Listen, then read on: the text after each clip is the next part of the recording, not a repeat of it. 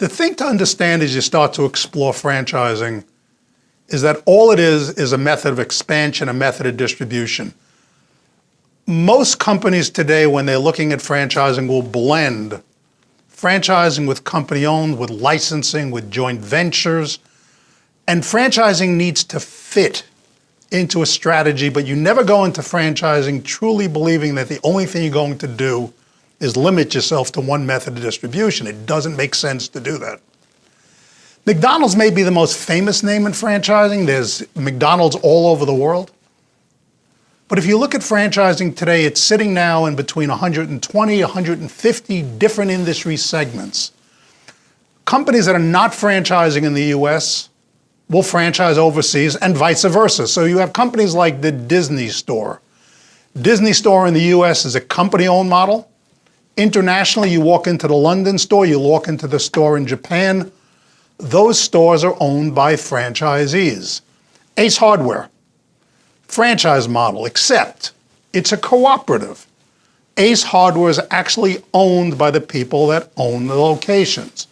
You have Cold Stone Creamery. Cold Stone Creamery is part of a brand structure where it's a platform company, and that company owns probably today 6 or 7 other brands under the Kahala brand system. Miss Universe. Miss Universe starts at the little wee children all the way up to the pageant you see on TV. It is a franchise model actually owned by Donald Trump. So franchising is a brand, is a type of system that will go across almost any type of industry. What makes it so attractive? Well, today, franchising US is the largest and most experienced market globally.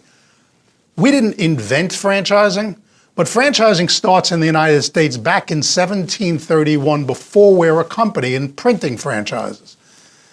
We have a well-defined business regulations, and because of that well-defined, franchising is allowed to be a proper method of distribution. There's capital available, financing available for it. We now have a very well-defined method of recruiting franchisees. There's an increased number of franchising today that are multi-unit franchisees. In the past, if you look back to the origins of franchising, somebody bought a location and the family ran and operated that one location. Maybe they bought a second. Today, 54% of all franchises are owned by people that own more than one. We have laws today that have significant brand protection, starting back in 1947 with the Lanham Act, which allowed companies to license their brand to franchisees and still retain the brand. We're in a wonderful position today. If you look at the recession from 2007 forward, franchising, while we didn't grow as quickly as we were growing before, we grew faster than the rest of the economy. We were a very stable portion of that. And because of that, there's a huge amount of available, trained, and experienced labor and management to support franchisees as they're going forward.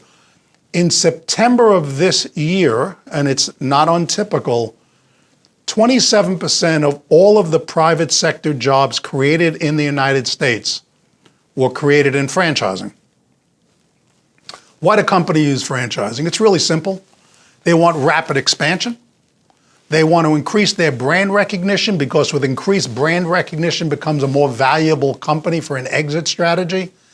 And what franchising allows them to do is get a consistency in the delivery of their brand promise to the consumer. Franchising lives on consistent, sustainable replication.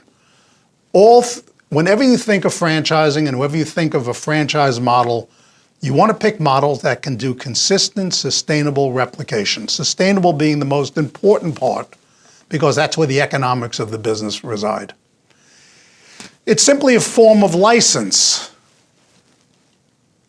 Under a franchise model, the federal government has defined 3 elements that turns a license into a franchise. I allow you to use my brand. The second part of the license is I'm going to give you support, and I'm going to support you and control how you use my brand. That makes a lot of sense. I'm also going to charge you a fee. It's an economic relationship, and today under the federal law, It's about $540 that is spent over the first 6 months of a relationship. So when those three elements are in place, at least at the federal level, you're a franchise.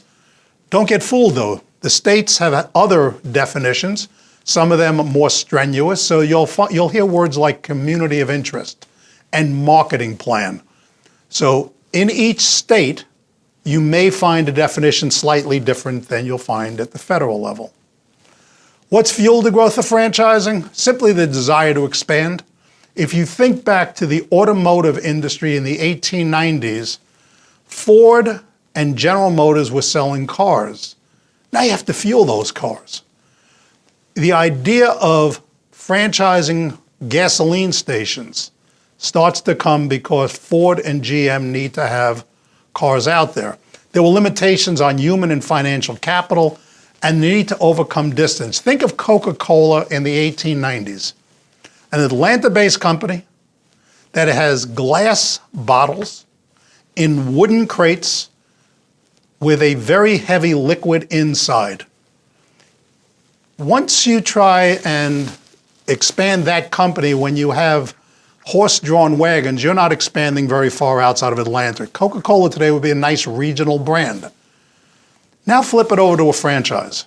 They shipped the syrup, they shipped the bottles once, they shipped the crates once.